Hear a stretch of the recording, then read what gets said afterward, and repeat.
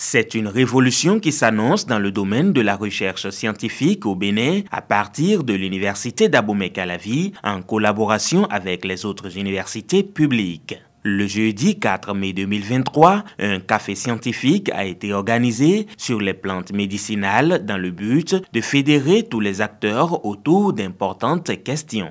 Que faisons-nous pour une meilleure résilience du secteur de la médecine traditionnelle? Comment tirons-nous leçon de ce qui est existant pour mieux nous propulser et nous mettre véritablement au niveau d'autres nations africaines et internationales? Parrainé par le professeur Éléonore Yaïla Descamps, ministre de l'Enseignement supérieur et de la recherche scientifique, ce café-débat est initié par l'unité de recherche en microbiologie appliquée et pharmacologie des substances naturelles, URMAFA de l'EPAC, en collaboration avec le laboratoire de pharmacognosie et des huiles essentielles, la FE de la FAST. Il est essentiel d'améliorer la collaboration entre les chercheurs et les acteurs locaux, tels que les tradipraticiens et les herboristes. Il est important d'optimiser la collaboration scientifique entre les laboratoires et les chercheurs afin de mutualiser les équipements de laboratoire et de partager les bonnes pratiques.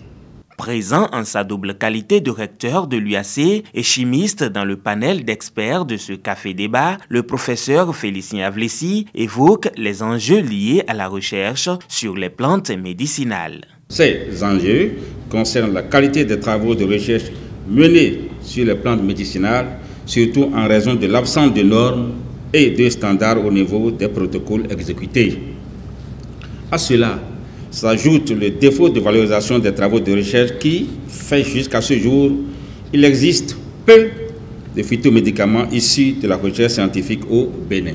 Visant ainsi à discuter des pratiques actuelles de recherche sur les plantes médicinales et à proposer des mesures pour améliorer l'efficacité et l'impact de la recherche sur ces plantes, la marraine, professeure Éléonore Yaïla Descamps, témoigne de l'atteinte des objectifs de ce café-débat.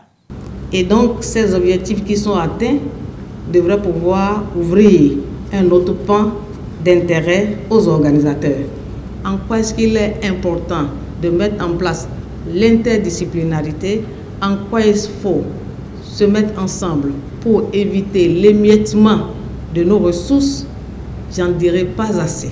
Ce que nous devons porter, c'est d'éviter justement d'être tout à la fois.